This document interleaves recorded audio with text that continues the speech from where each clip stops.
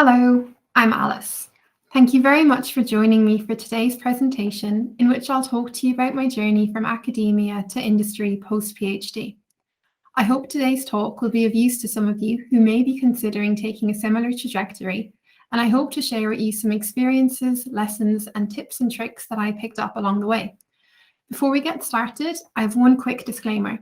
I'm speaking today in a personal capacity about my experiences, and I'm in no way representing any of the organisations and networks that I am or have been affiliated to.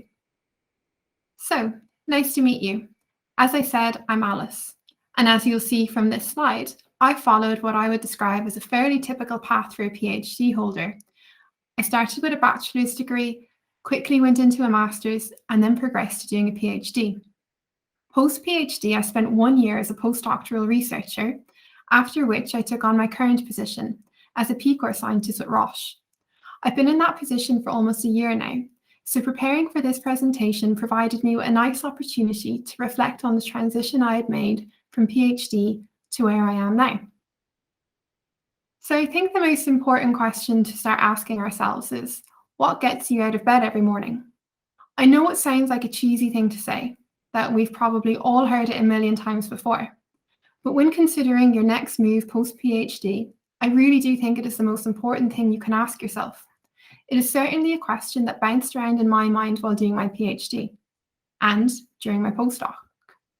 We spend most of our waking hours working. So it is important that we choose roles and environments that allow us to be the best version of ourselves and enable us to achieve what it is we truly want. What we truly want can revolve around many facets: our research interests and our personal interests, our skill sets, what it is we have and what it is we wish to acquire, our mindsets, our working styles, our working ethics, and of course, last but probably most important, our personal drivers and circumstances. When I was in academia and doing my PhD, there were times where I felt like I was in a maze, in which I couldn't quite see beyond my immediate circle and environment, a bit like that image on the screen. On one hand, I was mesmerised by those around me, their creative thinking, focus, ambition, determination to pursue questions and think innovatively.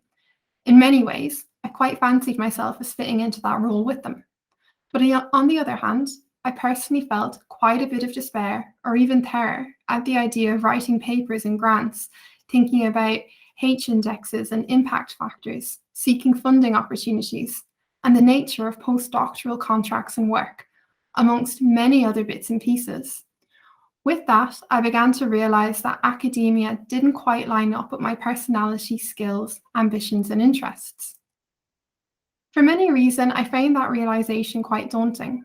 I thought I might get over it and settle into an academic pursuit, that I was just suffering some imposter syndrome because I was surrounded by the very best in the field, and their passion and focus for their academic pursuits was leaps and bounds ahead of my own. I think for me personally, I also felt that I was surrounded by people whose mindset for post-PhD was academia by default, and that thinking of anything else was a bit unheard of. And why wouldn't it be? They clearly enjoyed the work they were doing, and for some that I spoke to, they even joked that industry was the dark side, all about its own gain and not so much about scientific integrity and methodology. Of course, it was a joke, a stereotype that we've all heard time and time again. But it was also slightly stressful for me to hear it at a time where I was trying to think how I can get out of this academic field that I'm sure isn't quite right for me personally. I was growing increasingly more certain that while I was passionate about science, specifically about my chosen field of patient-reported outcomes, and that I would relish the opportunity to continue working in it, contributing to it, and hopefully, if I'm lucky, leaving my mark in it, I was going to have to start thinking seriously about finding a scientific path outside of academia. So I started exploring my options and trying to think beyond my immediate academic field. I went back to that question of what gets me out of bed every morning, and I thought long and hard about the different elements of that, and what would likely remain constant because they're an innate part of who I am, and what could change over time as my research interests evolved or my personal circumstances changed. I looked at the skill set that I picked up along the way. As PhD candidates and graduates, you all know that you learn an awful lot throughout the experience, both professionally and personally. All of that will stand to you. But I also looked at where the gaps in my knowledge and skill set might be, and how I could bridge that. What would I need for some sideways career moves, or to springboard myself into a different field? But most importantly, I started to think about who can I talk to, and what can I experience as a taster to the world outside of academia? I was quite lucky that my PhD had some non-academic secondments built into it, which gave me nice exposure to the applied or real-world setting. I know not every PhD is structured the same, but maybe that is something some of you could explore with your supervisors. I'm sure they have a wide and rich network in which you could look at the potential for collaboration or exposure, or even to simply have a conversation. And that is probably the single most important thing I'll say here today. Figure out who it is you can talk to, learn from, and question about their experiences. They might be a friend of a friend or some cold calls on LinkedIn. But I promise you, if you are even considering a move outside of academia, it is well worth having those conversations with whomever you can find. Even if you think they might not be exactly the right person for you, you'd be amazed at what tips of the trade you can pick up, what little nuggets of gold will come back to you as you prepare for job applications later down the line. And that is very much how I started navigating my transition into industry. In many ways, the transition had started long before I'd even fully realized that that was what I wanted to do. I started to research groups and organizations who worked on the more applied or real-world implementation of my research field of patient-reported outcomes. I full-on stalked various LinkedIn profiles while keeping my own profile up to date. I spoke to HR recruiters, administrators, scientists, friends of friends. I reached out to old contacts, and I tried to build collaborations with new ones. And yes, some of how I did that was genuinely by sending people cold emails on LinkedIn in the hope they would respond and tell me more about themselves and their role in their company. And the majority did respond, and they were generous with their time and their insights. And throughout this entire process, it's really important to remember to know your value, both to academia and industry and everything in between. Because believe me, you have plenty of it, and it will be recognized somewhere. So even when my decision had become very clear, and I was very confident that I wanted to make a transition out of academia and into industry, I definitely started to feel a little bit of FOMO, fear of missing out. I wondered if I'd miss it. Would I regret it?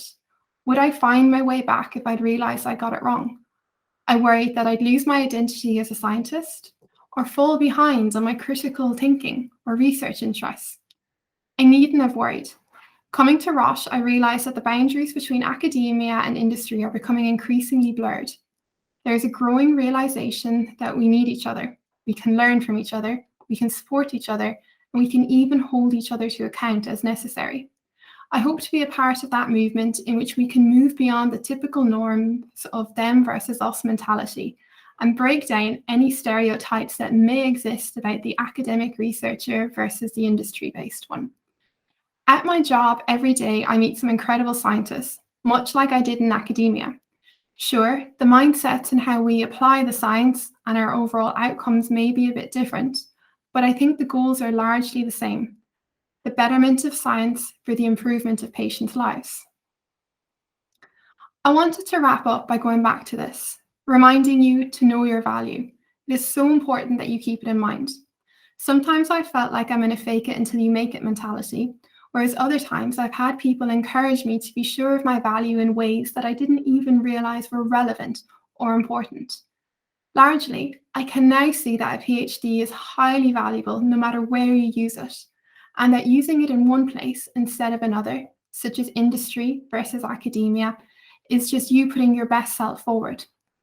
Transitioning to industry has shown me that nothing is permanent, nor should it be. As scientists, we look to keep improving and innovating our field. As people, we need to do the same for ourselves.